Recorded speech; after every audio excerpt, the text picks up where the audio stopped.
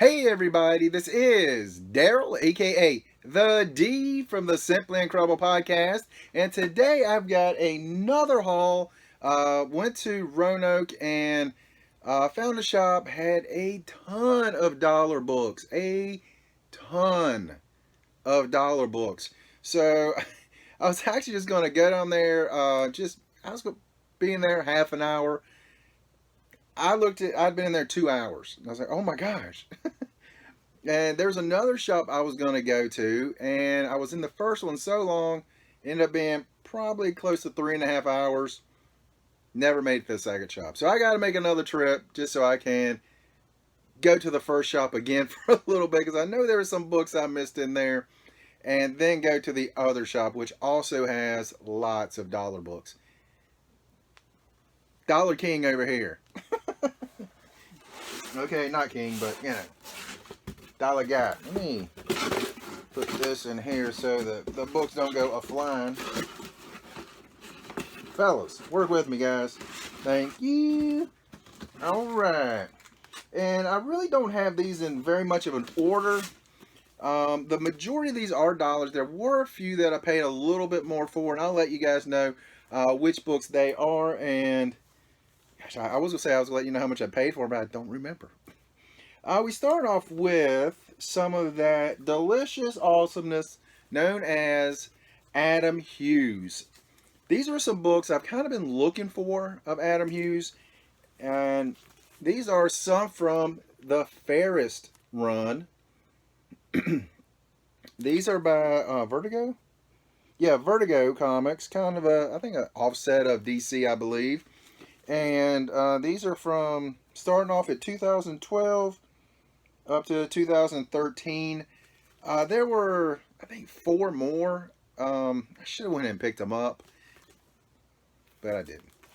I'll start off with, this is issue 1. Right there. We all know that Adam Hughes goodness. Why is nothing working with me today? It's just one of those days. Issue 1. That's not issue 1. That's issue 1. And back to our program. Let's see here. Issue 2. And if you look around, this one is probably the most valuable of them. Issue 3. Yeah, issue 3. Great cover on that. That is a very, very good cover. But it's Adam Hughes, so, you know, of course it's going to be a great cover. Duh. Issue 5. See, I missed issue 4. There we go. Issue 6. Another great cover. Yeah. This one right here is obviously Adam Hughes, but it kind of reminds me a little bit of Frank Cho. And I'll tell you why. If you guys follow Frank Cho on Instagram, he has a book that he put on somewhere, I can't remember where it was, where he just does ink. And this reminds me a lot of one of the ones he had on that channel. There was a book that was selling. It was a Kickstarter. That's what it was. It was a Kickstarter. And this reminds me a lot of one of those covers. This is issue 8. Not covers, but one of the drawings he had. He had some amazing drawings. Some of them were, you know, full drawings, but with his pen, he was like shadowing with just dots in places and stuff. It looked amazing. Just amazing artwork. Issue 9. Issue 10. And you already had a preview of this one. Issue 11. I believe they had the first either 13 or 15 of these, and I went through them and I put a few of them back, and halfway home I was like, why did I do that? I could have just had like the first like 15 issues of that run. I think it's a 30-something issue run, I believe I found out. For some reason I did that. I don't know. There's a few of these books in here that I've never seen. This is Radioactive Man #1. I have seen, but this is the first time I can remember seeing the newsstand, which does not glow in the dark. The direct edition does glow in the dark. So this one was kind of a first for me. So I was like, heck yeah, I'm picking up some Simpsons goodness. And yes, it was a dollar book. So far, everything has been dollar books. There we go. Now we can do some damage. I'm going to do that one next. The Simpsons Treehouse of Horrors. What was it? 19? 19. You know, when I find Simpsons books, dollar bins, I'm going to try to pick them up. For the most part. He had a stack of them in there, then I put them back, and I should have picked them up. This, another book, never seen before. There are 4 versions of this one. This is a newsstand. Daddy says, print is dead. Ralph Wiggum. #1. I have never seen a Ralph Wiggum book. And like I said, there are 4 versions of this one, and it changes what he says in the covers. Now, I found that out when I looked it up, but I was like, that is awesome. A Ralph Wiggum book. That's awesome. This one is kind of interesting. The first appearance of Jessica Priest, who has been teased or maybe already said in issue Spawn 302. She will be She-Spawn. Or the next She-Spawn, I think, is actually the word on them. But they had 3 of them. And let's see here. There's 1. There's 2. And newsstand. Don't find many newsstands on these. 2 direct editions and 1 newsstand. First appearance of Jessica Priest. I was looking online. Again, dollar bin.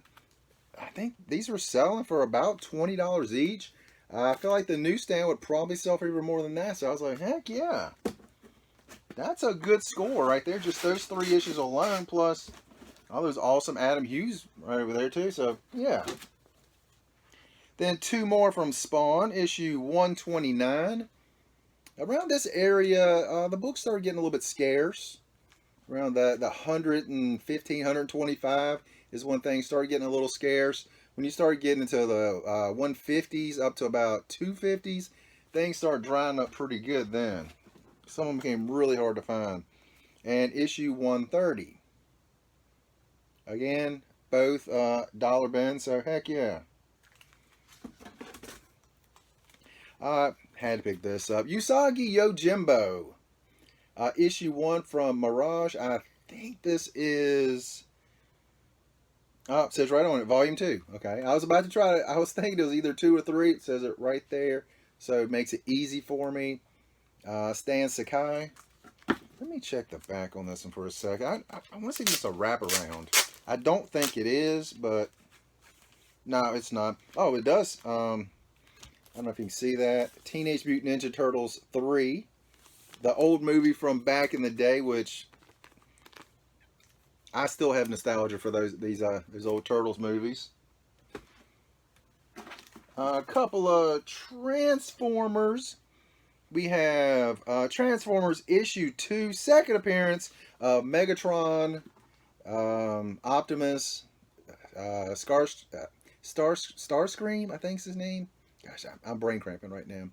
This one was not in the dollar bin. I wish it had been. What did I pay? I think I either paid 5 or 10 for this one. Something like that. Something like that.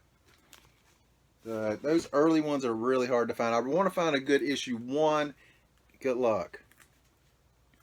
Issue 26 of Transformers. This is the funeral of Optimus Prime.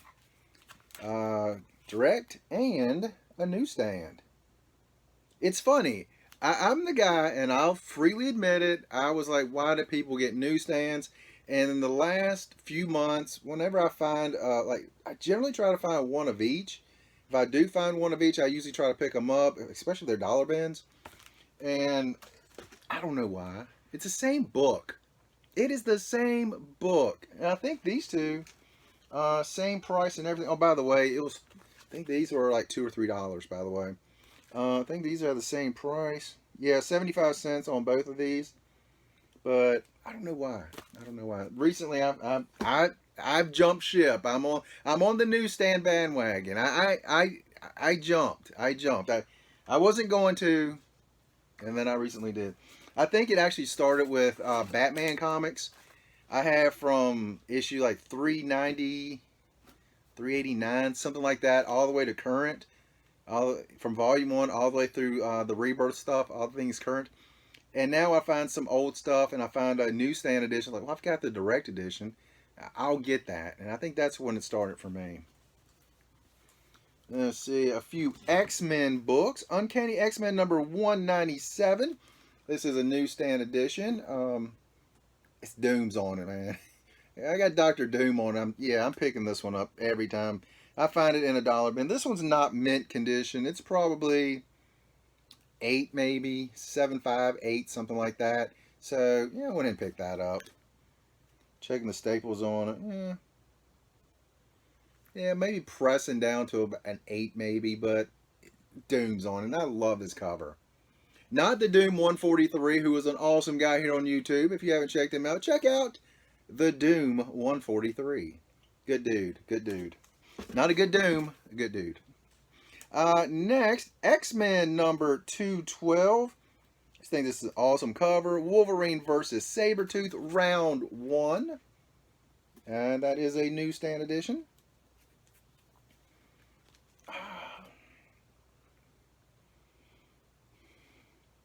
I'm trying to think. There's a first appearance or something in this one. I cannot think of what it is. Uncanny X-Men 245.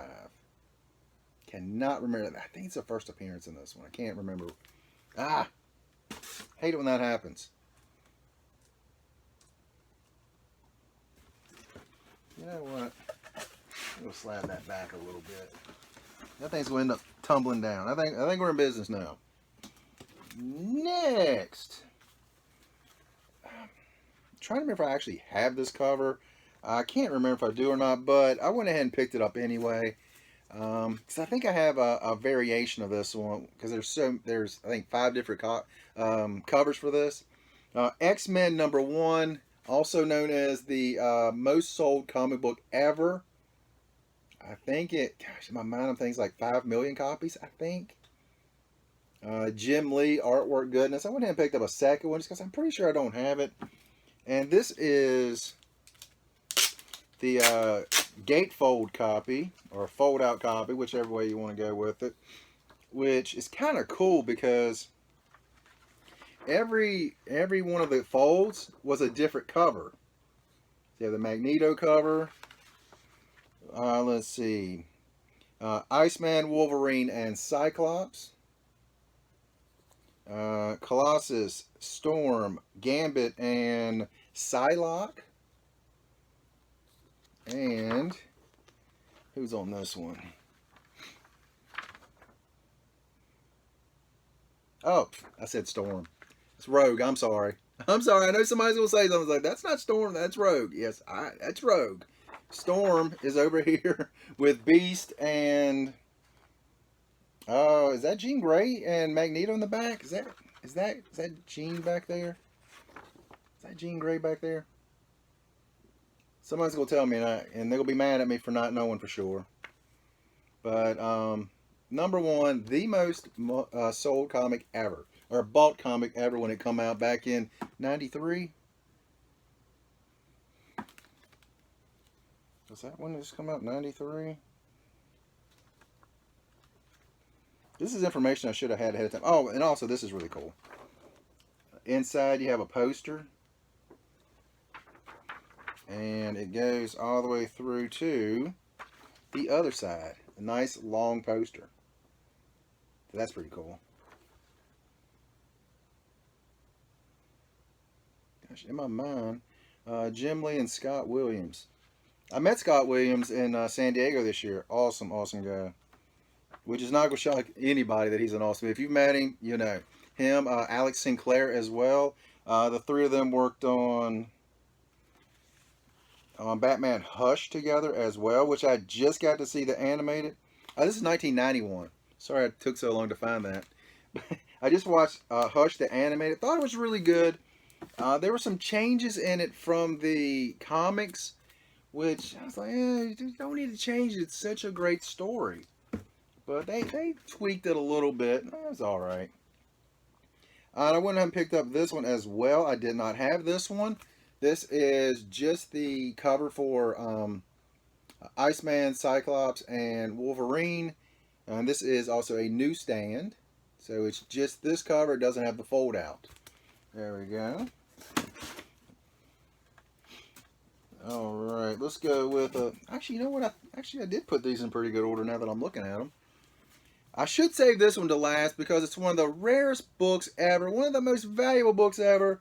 Action Comics #1. Oh, it's the Millennium Edition. But still, yeah, for $1, yeah, go ahead and pick that up. Like, got that nice gold foil on there. First appearance of Superman. I would love to have the actual first appearance of Superman. I'm going to have to win a couple lotteries to be able to get that. Next, we have The Fall of Metropolis, Superman in Action Comics #700. And yes, direct and newsstand. These books right here, it would not matter. I'm pretty sure. I think around this time, we're in the 90s. I think it's 94. I think around this time, the direct editions were starting to really take over. If you go earlier, in the probably early 80s and before, is when newsstand editions were big because there just weren't many comic book shops. Very, very few. And issue 900. I do have the Alex Ross cover. I cannot remember who did the cover for this one. But this is the A cover. I'm looking at the people who contributed in this one. Paul Dini, for many that know from creator of Harley Quinn, Batman the animated series, The Adventures of Batman, same thing. One was a animated series and one was the comics. Richard Donner, who did Superman the movies, the first one, and he did a second one, was taken off the project. Then recently they released it. Gary Frank, David S. Gorey, Jeff Johns on here. Many know him from now. Brian Stilfreeze, Ryan Silk. Lots of great artists and contributors on that. Really, really good. Let's see here. Oh, I just saw one of those books I got cheap. Batman Dark Knight Gallery. This is a one-shot. I just thought that was cool. So, yeah, for $1, yeah, I picked that up. I just think that's awesome. Great cover. I do like Joker's he's shooting the guns, got the bang flag on it. That's always a fun gag. Legends of the Dark Knight. I picked up 2 copies of this. Again, one newsstand, one regular. This is the first time Cassandra Cain wore the Catwoman costume. So I got regular and newsstand. Which one's regular? Direct edition and newsstand. Again, dollar bin finds. I don't think I have this one, to be honest with you. That's why I actually picked up direct and newsstand. Superman #1. You know what? I do have this one. But I think I have the direct edition on it. So, got one of each. Direct edition over here. So, one of each. Why not? I think that's a cool cover. This come out in 1987. I guess this would be volume 2 of Superman, I believe.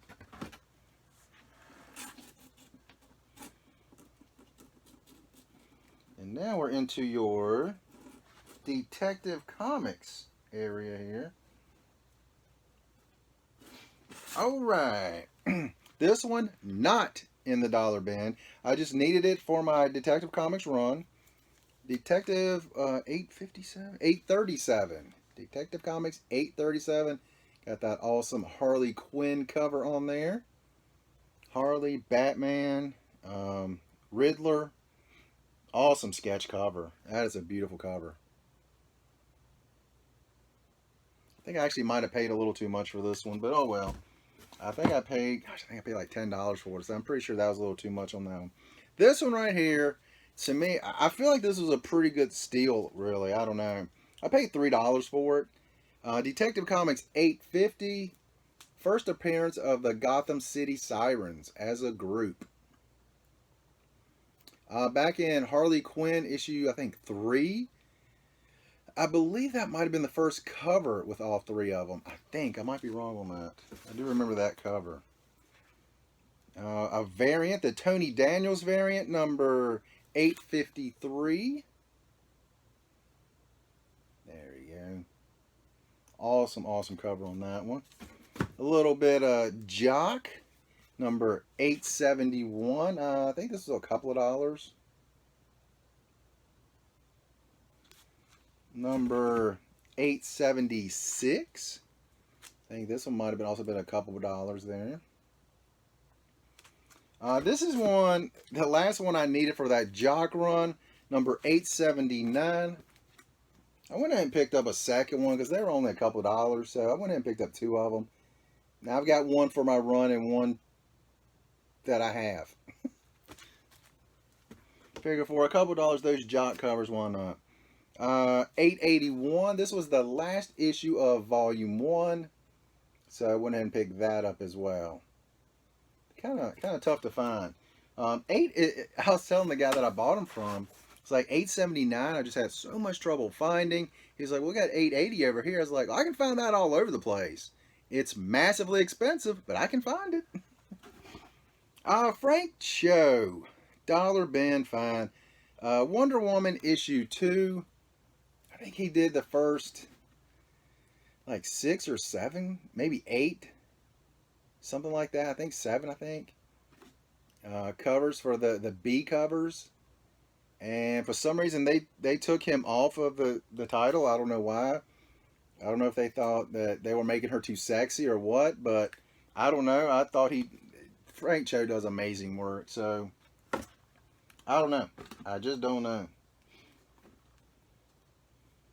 Let's see. Some more detectives.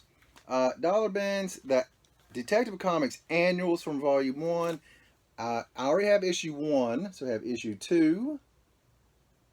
In my mind, when I look at that, I feel like I already have that one as well, but I didn't have it listed.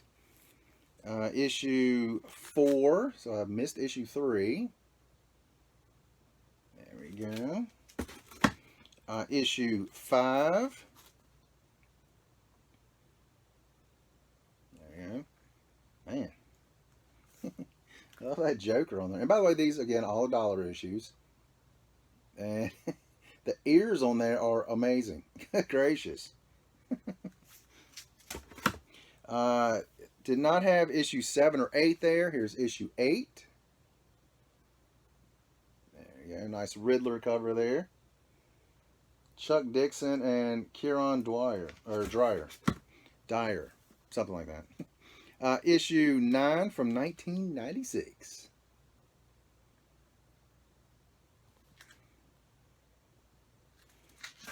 Issue 10 from 1997. Oh, that's a good cover with the question on the front. Issue 11. And that Art Germ cover, issue 12. There we go. Yep, issue 12.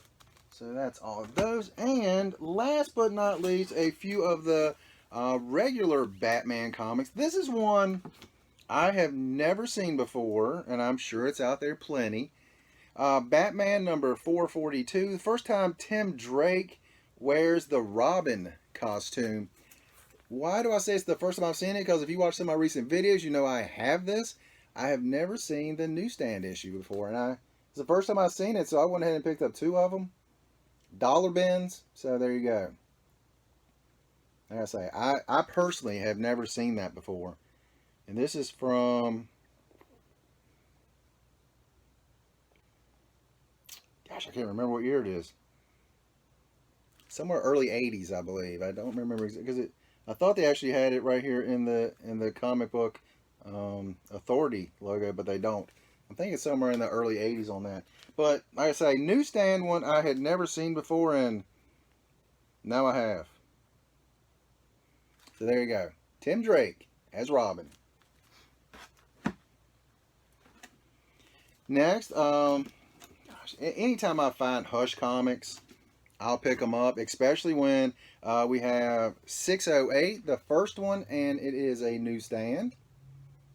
I want to find that second printing. I cannot find that one. One day it's going to show up in a cheap bin, and I'm going to jump up and down. I'm not going to jump up and down because I had a hip replacement. That's bad for the hip, but I will give it a solid fist pump. Next is 609. This is the first appearance of Thomas Elliott. If you haven't seen the animated or haven't read it, I'm not going to spoil it for you. But this Hush run, to me, I thought it was absolutely amazing. Awesome Catwoman and Poison Ivy on the front. So that's pretty cool. There we go. This awesome Alex Ross. Man, I love this cover. Love this cover of Alfred. I love this cover. This is it doesn't actually say that it's a variant, but it is the variant. It's much harder to find than the regular one. I looked for a long time before I found one, and this will be my second copy, and I'm so happy that I found one. Again, Scott Williams and Alex Sinclair, along with Jim Lee on some of these. I'm not sure if Lee's was no longer on it here. He was still on it. Yeah. Oh, Jeff Loeb was on here with them. I could have sworn all three of them on there. I still feel like all three of them are on here somewhere. Even though it says clearly right on the front that it's not, but I'm going with it. I'm going with it.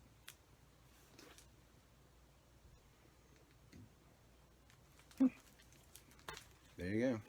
The Mandela Effect. I could have sworn it was that it was those three guys on there. Nope. And a couple of annuals. Number 15 from 1991, Batman Annual 15. There we go. And 19. So there we go. That is my mostly cheap bin haul there. There's a few that was a little bit more than $1, but all in all, lots of good books. Some actually fairly expensive books kind of mixed in there. So that was a good trip. Again, I have to go back just because there's still more goodness in there. There's a lot of books in those dollar bins. A lot of them were not bagged and board, so there were some books in there I really wanted to bring home, but they were just beat up, so I didn't. So, but that's all I got, and you guys have an incredible day.